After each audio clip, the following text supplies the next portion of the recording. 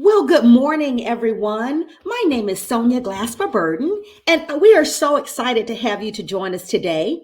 I am with Lego Education, and I have with me my amazing colleague, Dr. Holly Gerlach. And Holly will be is the solutions architect for the Southeast. And we are so excited to be able to share with you this morning STEM and storytelling with Lego Education. We are so excited again to be able to share some of the amazing resources and wonderful ideas that you can share with your kiddos. Thanks again for the opportunity. And Dr. Gerlach, it's in your hands, my friend. All right, I'll take it. And look, technology is going to work great. So I hope everybody enjoyed our great banter as we figured out the great digital tools. So we enjoyed Hop In. So we have hopped in and we have sound and we are well. So as Sonya said, it's an absolute pleasure to be with you this it's technically still morning, right? Yeah, morning. Yes. Will be afternoon shortly. But welcome to STEM and Storytelling. So we are going to use this idea around storytelling to tell you a little bit of our own story to kick us off and then lead into, of course, some really great stuff that we are very excited and happy to share with you today. So really leaning into this idea around literacy, knowing that it's timeless, right? So as Sonya mentioned, I am absolutely honored and privileged on a daily and recurring basis to work alongside Sonya in the great state of Georgia. I do have a really fancy title. Doesn't really mean anything besides I do a whole lot of everything. So really thinking about how do we afford great learning experiences with our products, with our solutions, and what does that really mean and what does it look like? As a former teacher, literacy coach, STEM coordinator, vice principal, district admin, all of those things are very near and dear to my heart. So I have a very strong opinion. I'll be very, very honest with you, but I do believe, and hopefully I will have some others who will agree with me collectively, that reading really does unlock the world. I truly believe that if a child can learn to read, pretty much they can have anything and everything at their fingertips. It's how we access information. It's how we make sense of the world around us. So there's so many powerful things that can happen through this idea of not only this idea of literacy, but just knowing how much it's changed and is going to continue to change. So really thinking about this idea around stories. I'll be honest, I love a good story. I always have, always will. I think stories are so powerful. And it's really cool because I'm going to share a story with you today, very specifically to kick us off. And anytime and every time I get the opportunity to share this story, I do, just because I think it is so powerful. So a lot of the times I will get the question like, yeah, they're like the Lego people. That's cool. Do you work like the Lego, like the toy? And yes, that is very, very true. We are Lego, as in, yes, of course, the toy. However, it's a little bit more fascinating and dynamic than that. And this is like the fun part about Hop In, which I know Sonya is going to assist me in my time of need. But I would ask all of you, because I asked this, and this is my handy dandy trivia question. So hopefully it'll come in handy at some point for you and your time in life. But does anybody actually know when the Lego group got started? And I do realize we're all in front of a computer and Google is our friend, but I would ask you to put it in the chat without automatically Googling. And then Sonya, tell me if we have any friends who have contributed to the chat. So when did the Lego group actually get started? When did the Lego group? 1998. Okay, 98. That's a good year. Any other guesses? Don't be shy. 1968 is another. All right. Okay. I like it. Like it. Any other guesses? Okay, so we have 98 and 68 thus far. Right. So I'm going to tell both of you great humans that said 1998 and 1968 great guesses. But we're going to need to go a little bit further back. So the Lego group actually got started in 1932. Yes. So our founder, also great fun fact, We are a family-owned business. We're actually based out of Denmark. We're on our 4th generation owner. Also, a really fun fact, I'm really excited for the 5th generation owner. Not that I'm trying to be morbid. However, the 5th generation owner will be a girl. So it'll be the very first time there will be a family owner that is a female. Previously to that, obviously, there's been 4 males. So it'll be interesting to see that dynamic shift.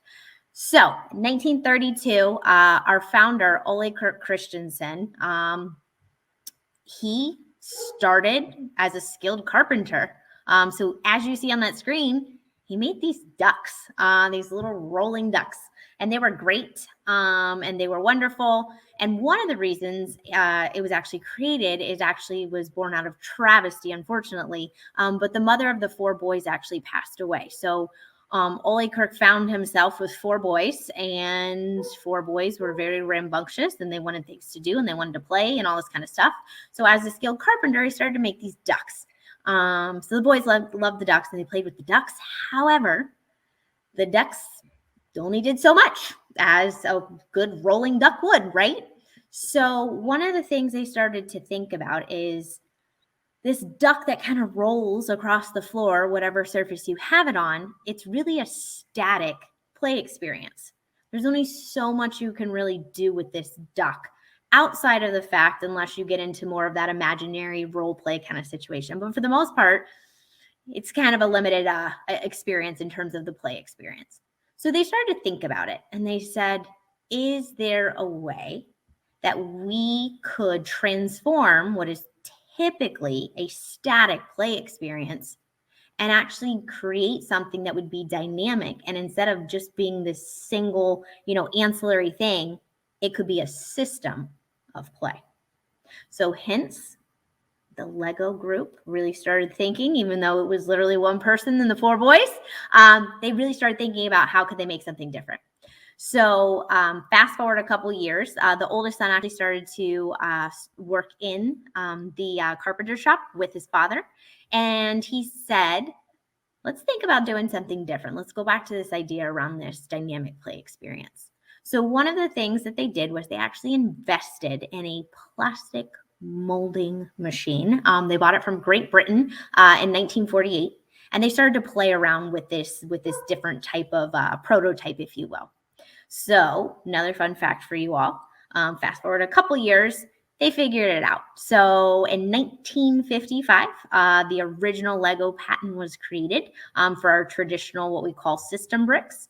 So from that point on, 1955, all the way until today, every single brick that has ever been created is what we call universal and fully operable, meaning you can take any brick, any element, and they will always snap into each other. So I always say, don't ever get rid of your bricks, because bricks equal possibilities. And also, that's my other fun, witty joke that I always say. But if you've ever stepped on a Lego brick, you know that it's going to hurt you more than it actually hurts the brick. They're pretty much indestructible, and they will be around forever and ever as long as you just keep good care of them, and you make sure that you put all your pieces back. But regardless, all of these pieces, they ended up creating this amazing system of play, and have really transformed over the past 90 years, because it actually is our 90th birthday / anniversary, as we like to say. So great. I hope you enjoyed my story. But you're probably like, all right, cool, Holly, that's great. Y'all have toys. But what do you exactly do? Which is not an uncommon question. So very specifically, all right, cool, great, Lego, the toys, but like Lego education, what do you do? So we collectively at Lego Education, we do fit under the known and well-beloved brand of the Lego group. So think of it as like the parent. It's the umbrella that we sit under. But we have a very specific vision and mission as to what we do as it relates to our bricks versus our colleagues over on our retail side and other entities within the larger Lego group. So we are a group of like-minded individuals, a smaller facet of the Lego group, and our entire premise is, how do we take what has traditionally been known and loved, to be honest, as a toy, and transform it into a teaching and learning tool. Our whole entire goal is, how do we take that novelty and engagement that we know happens with our Lego bricks. How do we harness that and now apply that in a learning context? So that's our entire focus, and that's what we do.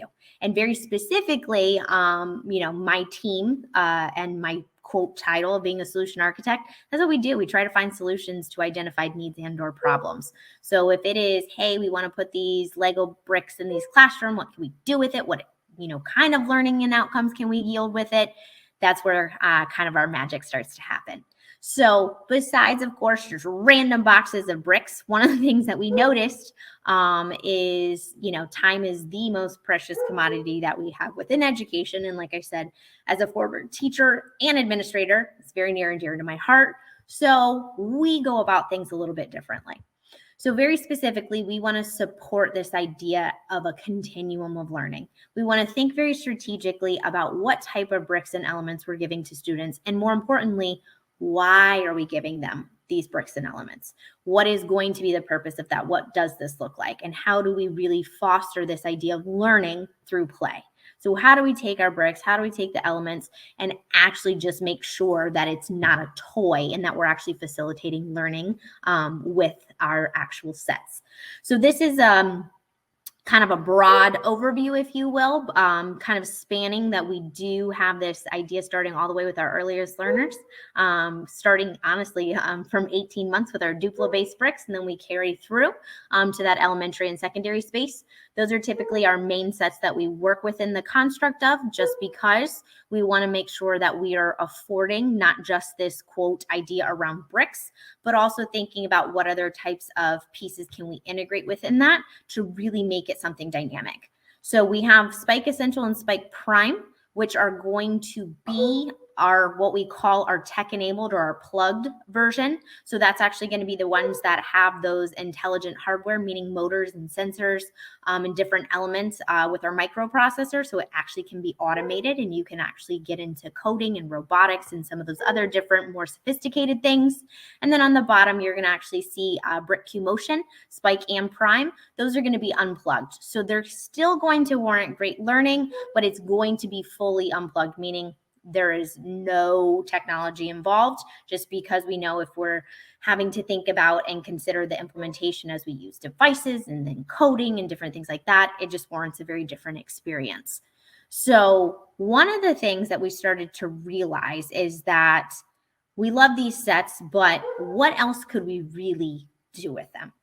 So we actually sat down and we said, all right, these are really great pieces. We have all this different stuff. Is there a way to kind of branch out and think a little bit differently? So one of the biggest things, and like I said, it's timeless. Literacy is never going away. It's kind of the cornerstone of development.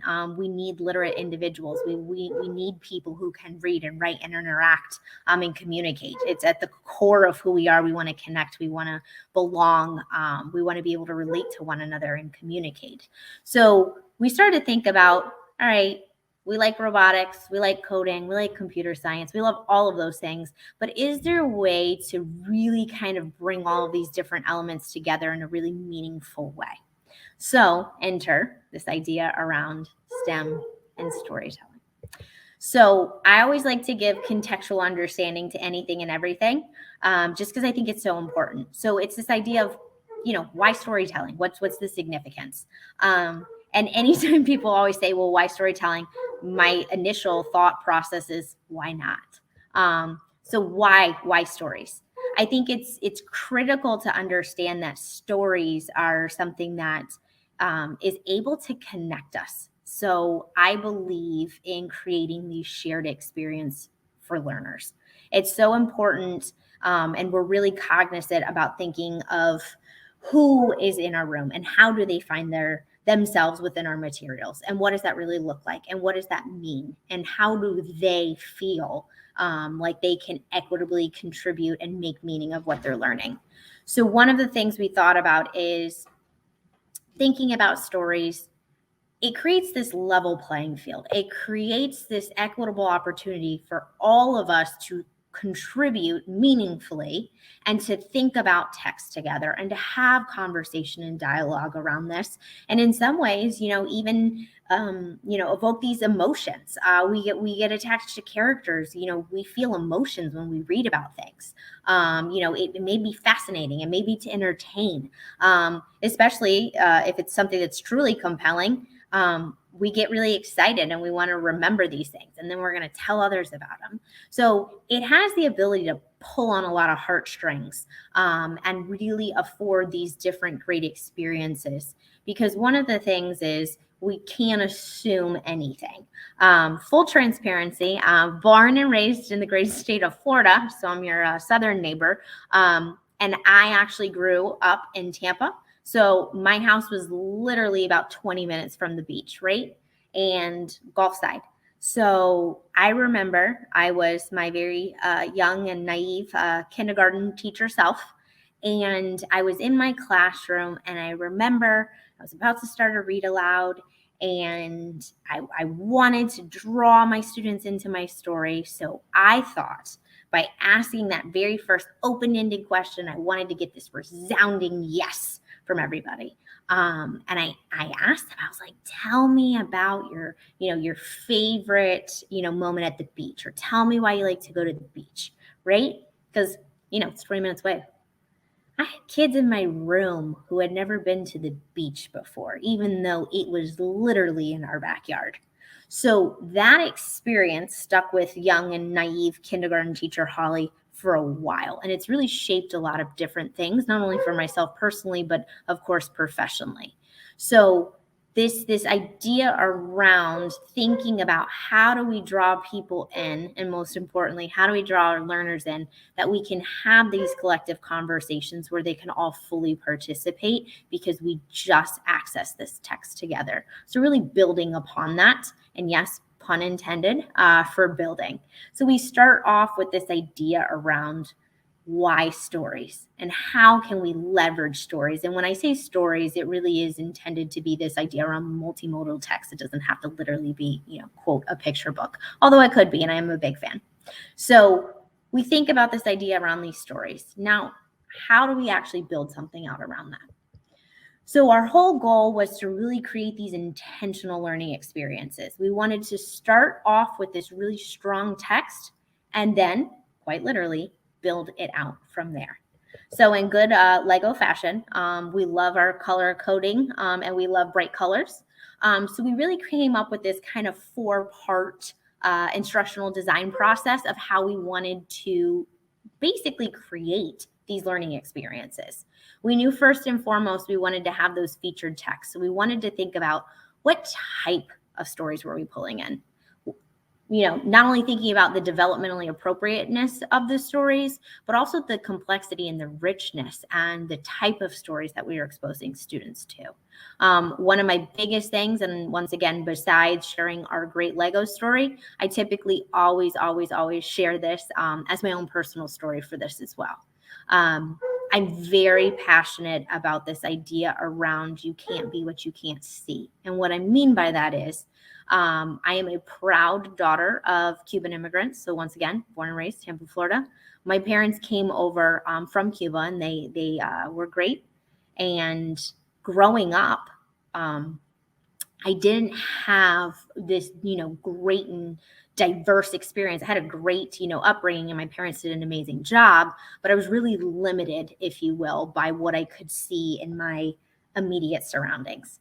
And what I mean by that is, my parents told me, you're going to, grow up and you're going to go to college and you're going to get a good job and you're going to work hard and you're going to be a good upstanding citizen. And then if you do it long enough, you're going to get your pension and you're going to be happy and all these kinds of things, right? Because that's what they were told. And that's what they thought they needed to tell me. So being the good daughter that I was, I listened, and I remember when it was time for me to go off to college, I was like, oh, I guess I have to pick a major. So I started thinking about this, and I thought about, well, what do I want to be when I grow up, right? So of course, I started to think, well, I went to school, so I knew you could be a teacher, right? I knew people in the community just because, there was firefighters, but that wasn't my thing. There's police officers, also not my thing. I knew there was doctors and nurses because when I was sick, I would have to, go. So I knew that was there, but kind of squeamish, didn't really like that idea. And then outside of that, some different retail situations. So I kind of was like, well, I guess I'll be a teacher. And I did go on to become a teacher and then did a lot of great other things within my career. And I will tell you wholeheartedly, I love every single thing that I've done.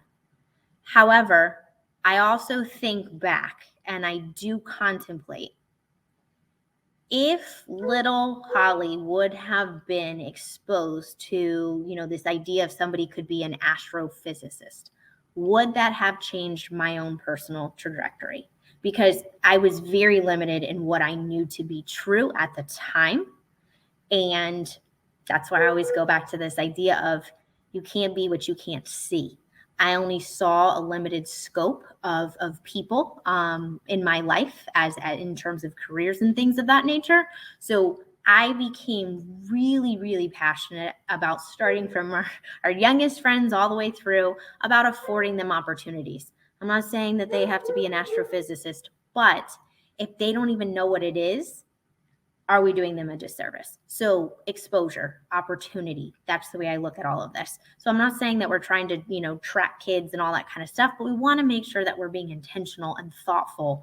So even when we were sitting there picking these texts, we wanted to think about those. So how do we expose kids to, diversity? How do we expose them to people of color? How do we expose them to different age ranges? How do we expose them, to different career aspirations, different, backgrounds, even geographical regions, different ethnic backgrounds. So really thinking about how we can even use this as a great and open and courageous conversation for us to ensure that we're having those meaningful conversations.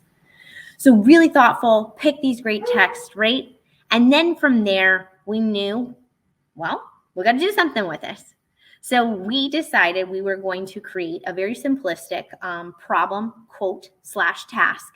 And we wanted it to be presented to students for them to not only internalize, but then to think about how, based on what they just read, they could then potentially create something to solve the problem or to complete the task. So then we moved in. That next section is the actual quote challenge, if you will. That's the building part because, we are Lego, right? But with all full transparency, it doesn't even have to be Lego bricks. It could be anything. And that's the other thing about this is we wanted this to be really broad and more agnostic in terms of the actual materials. And we wanted to focus in on the learning more than anything. But of course, if you have Lego bricks, we do build rather well. So why not? So then thinking about this idea of let's inspire them as well, because sometimes, and it is a very real thing, creativity isn't something that's naturally innate to every single person. I think we all have different, varying levels and abilities within it. But I think just as any other, developed skill set, you got to have opportunities to practice it. So it's not always going to be something where you say, go build something. Not every kid is going to be successful in that situation. So we wanted to provide some sort of inspiration image. Not that there are traditional building instructions. So if you've ever built from our retail sets, it's like almost the IKEA-esque manual. It's got the bricks, it lays it, and it tells you exactly how to build. Not things like that, but just these really simple, just leaning into more of like iconography to really think about how could we use these images to generate those conversations, to get them thinking differently about possibilities around this design. So it's this 4-step piece that we're going to kind of break down quickly now, just so we can fully kind of understand it. But like I said, going from this idea of those 4 parts, so getting in first and foremost, of course, the featured text being that first part that's really anchoring the entire experience for all of us together. So we actually cultivated our featured text in these different book lists. So we came up with K2 and 3.5. We bundled them that way, but they all do have their own specific actual text. And more importantly, we wanted to make sure that we were being intentional about, like I said, not only diversity within the literature, thinking what was developmentally appropriate, balancing out not only fiction text, but also thinking about genres, historical fiction, thinking about nonfiction, thinking about folklore, and really just bringing those in. And then also trying to be considerate around ensuring that there was no duplication or replication of experiences. Because as great as our bricks are, if you do the same exact thing 17 times in a row, it's not really fun anymore. So we put together these lists of really great featured text. And then from there, once again, just really thinking about these pieces of not only making sure that it was developmentally appropriate, that diverse representation, which I've said, but not only just about the characters, but also the authors themselves, which is equally as important. And knowing we needed them to be these relatable and engaging storylines to help create those shared experiences for everybody. So we got our great books, right? So this was an example of one of the ones we picked. So fairy tales. We love a good fairy tale, right? So we pulled, literally, you like that, pulled this text from Rapunzel, and specifically, of course, the traditional story of Rapunzel goes. Our dear poor Rapunzel, she gets locked up in the tower. She has this long mane of beautiful hair, and the witch would actually go up and climb up her hair. Well, let's go into this a little bit further. So component 2 being the problem and or task, right? So these problems, if you will, or tasks were intended to be more of an episodic experience. They could be branched out and actually follow a full design process. But what we have found is time is always of the essence, and it is super important. And a lot of the times we didn't have these, hours and hours to give to this type of thing. So we wanted it to be more episodic in nature, where it could be something that you had a modified experience of a design process, going through these 4 steps, pulling in some of these ideas in more of a rapid prototyping, if you will, but really affording kids this opportunity to experience this idea of, defining and understanding the problem, and then thinking about these ideas and prototyping and going through that. So then continuing, going back to our dear friend Rapunzel as our example. So our dear friend Rapunzel, they're climbing up her hair. Well, it really hurts. Do you think you could come up with a new way to get up the tower versus always climbing up her hair? So we put that problem out there. So then we go into the actual challenge itself, right? So now we are going to afford students materials. Any of our sets, and I truly do mean that. In this case, we're just using regular created bricks, and then our little mini figures, which are the little Lego people, if you have never heard that term before. But honestly, it can be any sets that you have. As I even said, it doesn't even have to be necessarily exclusively Lego bricks. You can use a whole bunch of additional materials. So these are all random things. It doesn't mean that you have to have all of these things exclusively, but these are typically, cheap, inexpensive things that we often have laying around. So it's just things that we can utilize just to really kind of add to this overall experience. But once again, they're additional. You don't have to have them. So if you have only Lego bricks, great, you can use that. If you don't have any Lego bricks, well, guess what? That's okay too. So going with that, so we have this idea, poor Rapunzel, they're climbing up her hair. We need to get a new way up this tower. Well, some of our friends, sometimes, like I said, they don't necessarily know what to automatically do and what to do in this experience. So we want to make sure we're supporting them and scaffolding out that learning for them. So this one is just simply intended to spur that conversation and provide some inspiration for their design solution. So that first image being a staircase. So you can go up the stairs. Okay. The second one, a ladder. You could climb up the ladder. And then the third one, being a little bit of the most sophisticated, is our dear elevator, which would automate the experience. So once again, doesn't mean that they have to build something like this. They could make a dragon and say, we're going to fly up there. That's great too. But just some ideas to really get them to start thinking and making meaning behind it.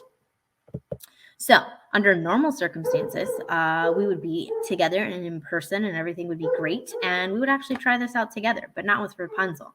We'd switch it up a little bit. So this is actually an actual learning experience we created. And this is one that 100% is full transparency. It's one of my favorite books. So of course, Iggy Peck had to make a debut in this lesson series. And once again, you can see those color bands on that exact lesson page right there. It's intended to be student facing if needed. It could be 100% teacher facilitated. However, if it is just a student needing to read, this is literally, it's a one pager. You can laminate it. You can put it out there with the book, and it actually could be a self-facilitated experience, which we'll actually talk a little bit about in a couple minutes, just to talk about how we've seen some of these different things actually be made. So this one very specifically is our featured text is all about Iggy Peck Architect, and I will practice what I preach and not assume that all of us know about Iggy Peck Architect. So instead of me actually reading the book to you, because that would not be great because you've already heard enough of my voice, so we'll have a change of my voice, and we have a really great video clip that will briefly share the story of Iggy Peck Architect.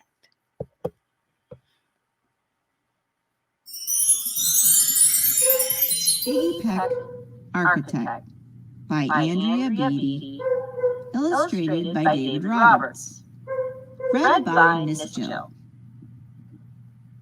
Young Iggy Peck is an architect and has been since he was 2. When he built a great tower in only an hour with nothing but diapers and glue. Good gracious, Ignatius, his mother exclaimed. That's the That's coolest the thing coolest I've ever seen.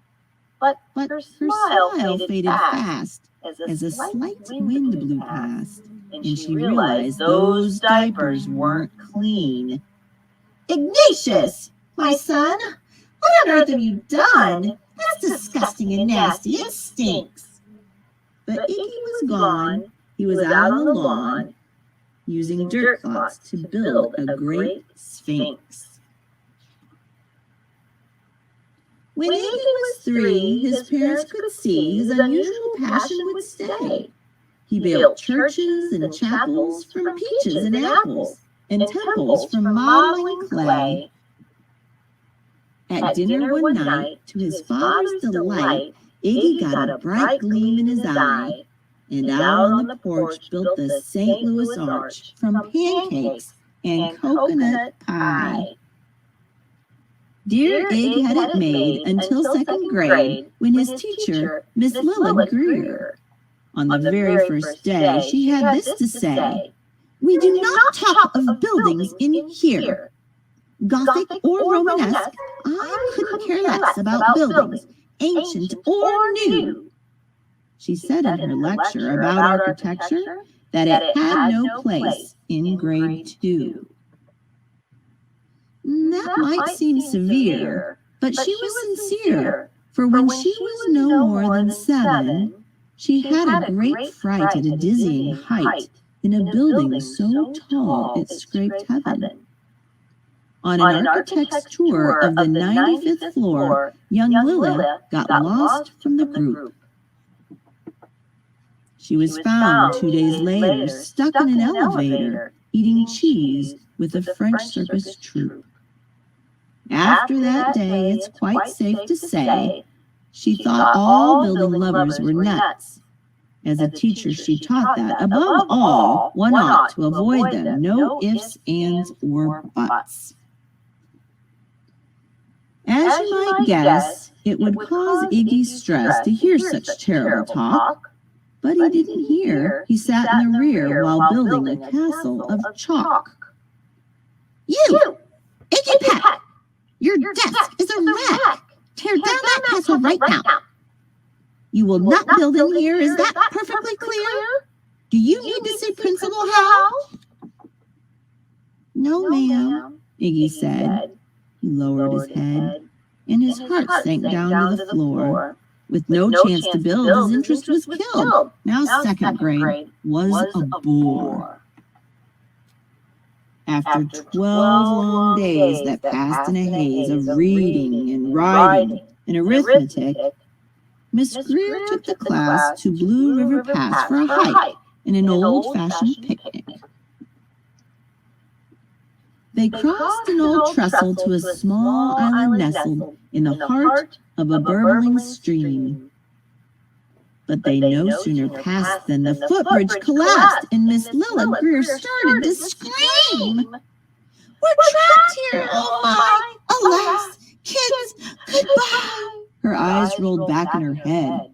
She dropped to the ground with a vague groaning sound, luckily fainted, not dead. The class was amazed. They stood there quite dazed, uncertain of what they should do. But one bright young man was off hatching a plan, which started with Miss Lilla's shoe. Soon each lad and lass there at Blue River Pass was working together as one. And when she came to, Miss Lilla Greer knew that something quite brave had been done. She looked in the air and saw hanging there a structure with cables and braces. And on the far side, beaming with pride, were 17 smiling young faces. Boots, tree roots, and string, fruit roll-ups and things, some of which should not mention, were stretched ridge to ridge in a glorious bridge dangling from shoestring suspension. It all became clear to Miss Lilla Greer as she crossed that bridge over the stream. There are worse things to do when you're in grade 2 than to spend your time building a dream.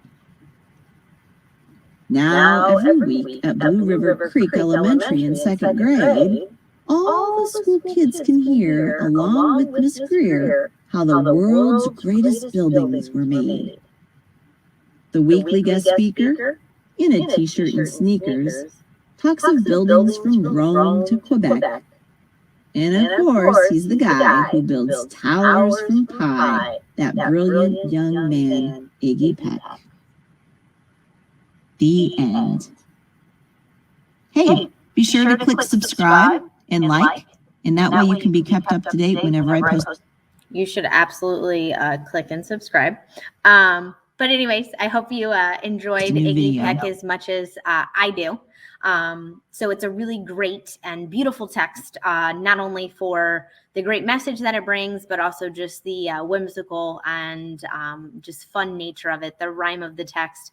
And yes, I did put this in grade 2, intended to be for 2nd grade. So there's some relatability there. But even looking at the different peers within the classroom and things of that nature, it just really had this great and fun and fascinating story. So at this point, of course, as any good reading teacher would, but I will not with you all, but just so you understand kind of that experience, we would once again dive further into that featured text, make sure that we have that good shared understanding of what we just read. And we could talk through these different pieces about, what did Iggy build? He was definitely a pretty awesome builder and used some very innovative materials, needless to say. And I think it really kind of captures the essence, if you will, of, materials are possibilities, so you can build with anything and everything. So we would share this great featured text as the first part of this. And then, of course, we got to set the problem. So here is this idea around we're going to want to help Iggy Peck during this time of need. And we are now going to be tasked with helping Iggy and his classmates to build that bridge to save the day.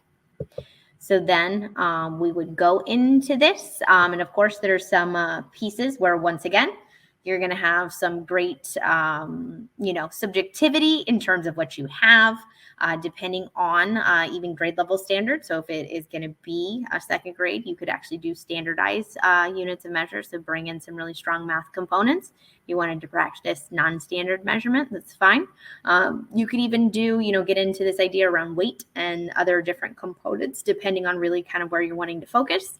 But you are now going to step in and be that awesome architect. So this will literally be presented to the students that they are allowed to use their Lego bricks and anything else. And they're going to create a bridge for Iggy and his friends. And of course, as any good design would, it needs to have some design constraints. So it has to span at least a 9-inch gap. And like I said, depending on grade level, this case, we typically have already taught or are teaching standard measurement, so it's appropriate.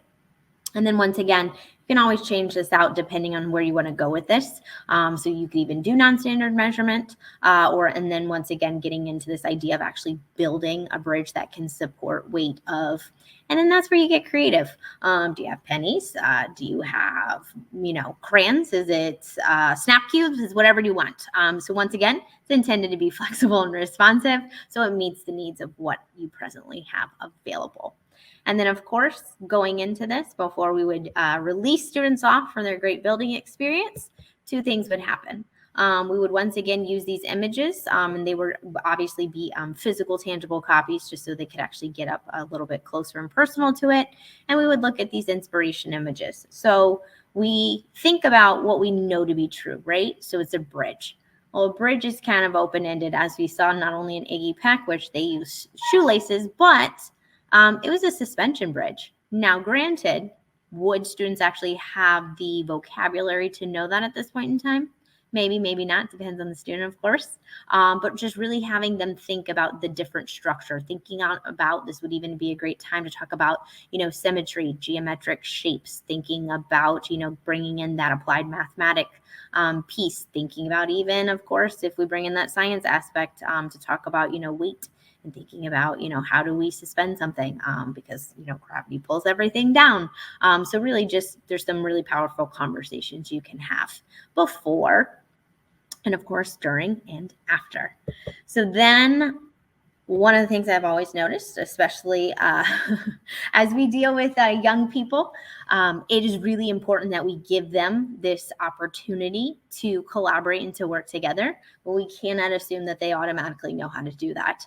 A lot of the times they have to be taught how to interact and, be civilized and a decent human being to one another. So it's a great part of that. So one of the things I have found anytime you're going to engage in more of these open-ended experiences, especially ones that are, allowing you for these creative genius moments, planning can sometimes be the thing that is going to save your sanity alongside of all of our other friends' feelings.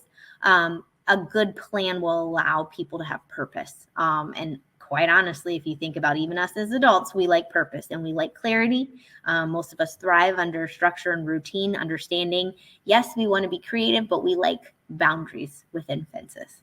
So sitting down, having a conversation versus a free-for-all and everybody trying to grab bricks and all this kind of stuff, and then we're all going in separate ways. So having that conversation, what are we trying to solve? How are we going to solve this problem? And then really thinking about, what are we going to build? Who's going to be responsible for what? What might that look like? How are we going to cooperate and collaborate with one another? If there is an issue that arises, how are we going to solve it? Not all of these things are, automatic innate responses within students. So we have to be able to have those conversations and organically work through those together. So we're going to plan first. And then, of course, with that part, then the actual fun challenge part itself of that experience. They'll already be in there. They're going to team up and they're going to build their bridge to help Iggy Peck to save the day. And then, of course, they'll have that experience to then test out their bridge, depending on whatever standard or non-standard units of measurement you would like to try out. And then once again, with that, it's a great way to bring in data collection, thinking about multiple trials, variables, all different kinds of things that you can talk about in that construct. And then, of course, it would not be an experience unless you actually had to talk about it. So that's another critical piece that we always want to make sure that students are able to have that processing time. One of the best way for them to actually reflect and think through their own learning is by affording them that possibility to talk through and really think and explain what they did and explain what they built, and talking about those ideas around what was, challenging for you, what was really successful for you, what is something else that you want to do with this, where are you going to go from here, what's next. If you could do it over, what would you do differently? I think it's critical that we afford students this opportunity to receive feedback, but also to give themselves their own, self-reflection, their own feedback as well. I think one of the reasons we as adults often struggle with feedback is because, as children, a lot of the time it was this way or this way, and we didn't really get that meaningful and deep and enriching feedback from an early point on. And we always just kind of thought of it as a negative thing, where, in this instance, you even have to preface, what is feedback? Just like anything else, there has to be contextual understanding. So explaining, we're trying to make these things better. We're constantly practicing and really setting themselves up and thinking about those learning constructs on how students can be the most successful. So some additional information about kind of where this has gone, where it's been, where it's going, and all that other fun stuff that's just good information for you all. So one of the things that we originally saw, in full transparency, when this was something that we were really working on, it actually arose out of a need. We sat down and we thought about it. It was actually specifically, it came as a request because somebody needed something fun during mandatory third grade reading camp. So this was how it started. But then once we sat down and we actually started to work on some of these ideas, we realized this may be a thing and it could possibly, quote, live other places. So word got out amongst our amazing LEGO education colleagues, and people realized, like, oh, wait, this is really great. And not to mention, in all transparency, you can utilize this construct. You can put it in different places and spaces. And it's rather simplistic in quote, instructional design constructs. Why not? Let's see what else we can do with it. So it started out as a summer camp, and then it kind of evolved, and it ended up making its way over to media centers and or libraries, depending on what you call it in your respective places. And it ended up really becoming this great way to get kids excited and engaged and wanting to come to the media center. And actually, it was funny. I actually saw one of this. They actually sent me a clip. They actually had it as a featured segment on their morning show as well, to talk about like some of the different pieces and materials they were putting out. So it actually kind of became something of a school-wide just conversation and engagement strategy, which I found to be wildly fascinating and I really liked. And then since then, also, it has made its way into STEM labs. Now, I will say I wish I would have created this deck like 2 days ago versus this being done like 2 weeks ago, because it has branched out even further than this. So I actually had the privilege of working with classroom teachers a couple weeks ago, and they found the relevance, and they said, why couldn't we just use this in our everyday classroom? There's a place for this if we're strategic and thoughtful as to where we want this to be. And I think that kind of really speaks to this next piece that was also, once again, very near and dear to my heart, as not only, like I said, a former teacher, but also as a former administrator. So I think it is important that we think about what is the learning that's happening. And then, having worked and lived and supported public education my entire career, we live and die by standards. So where is that instructional and academic discourse? Where does this get pulled in? How do we support our academic content standards? How do we align this, that this is a great way, that it's basically a new instructional strategy that we can leverage in the content areas? So really thinking about scaling those pieces out. But we realized this can be a lot of different things for a lot of different people. Just because I love Rapunzel, that doesn't mean that necessarily you do. Maybe you want to try something else. The good news is there is endless amounts of books, and we are always looking for a different type of text and different things. So we created our, as I like to say, our starter variety pack with 10 lessons for each of the grade levels.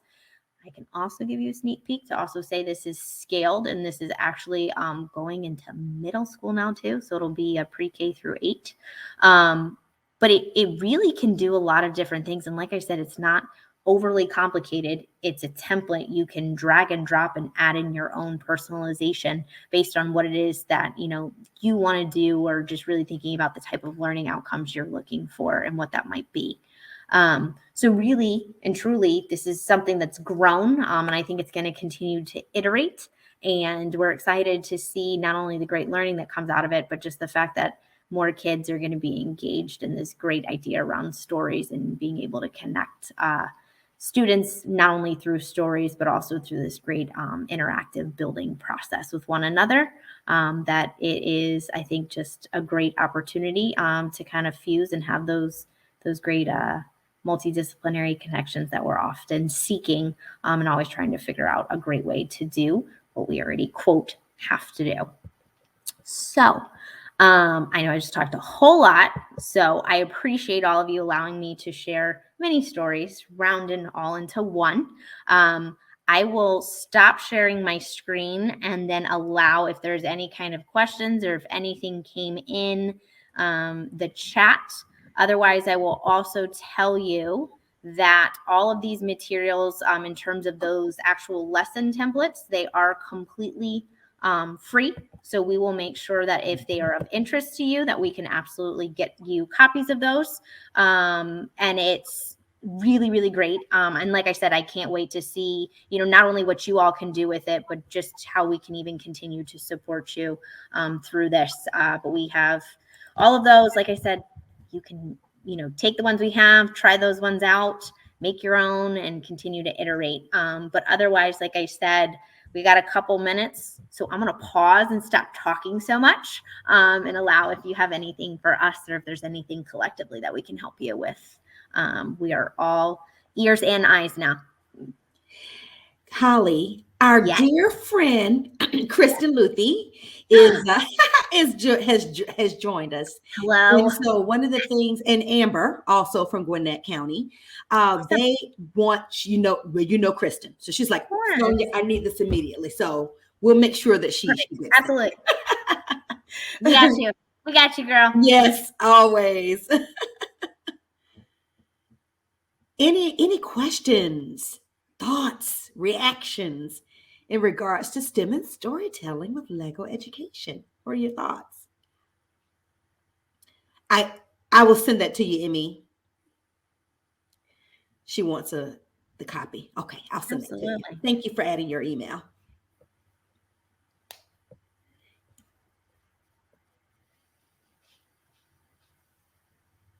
Oh, that's a great question. So are any of the activities robotic solutions or just building? So it's funny you should ask that. So it was actually the Rapunzel one that kind of spurred this all. That's why we had that elevator. We wanted to see if we could actually automate some of these so that you could use Spike Essential or Spike Prime or even WeDo or EV3 or any of those ones. So you can actually have the ability, as I like to say, to kind of scale up or scale back depending on where you are. There's definitely some ways in terms of you iterating and kind of personalizing it. As of right now, I will say we do not have the coding solutions in terms of like the exact like model you would build because we were trying to kind of stay away from that. But fun fact, I was in hometown Tampa 2 weeks ago and I actually did this with hundreds of teachers, and they actually did this with, funny enough, Iggy Peck. They were able to create like a drawbridge with Spike Essential. Yeah. So I can tell you it absolutely can be done. So I think that's something that we're going to probably continue to play with. Because like I said, possibilities are endless. So we get excited to try to figure out what it might look like and continue to be. Thanks for that question, Amber. Yeah, great question. That's Amber, is one of our friends in Gwinnett. Yeah. Absolutely. Any other questions or thoughts?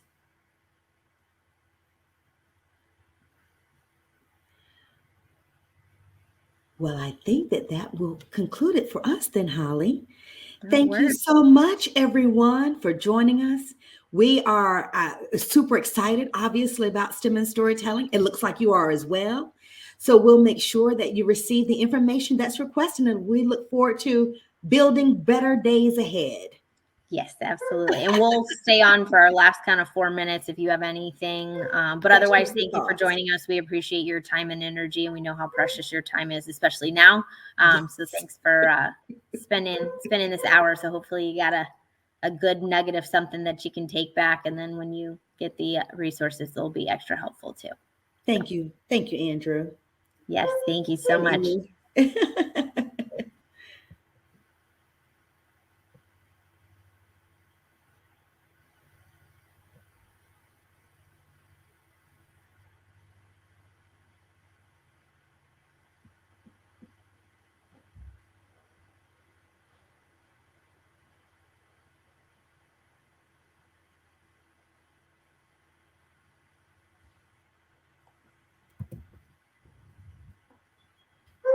All right, I think we did it. Thanks to all. Perfect. Well, thank you, Dr. Gerlach. Always. And yes, and we will, of course, I'll be talking to you in a little bit. Yes, ma'am. All right. Thanks, my friend. Bye-bye. Bye.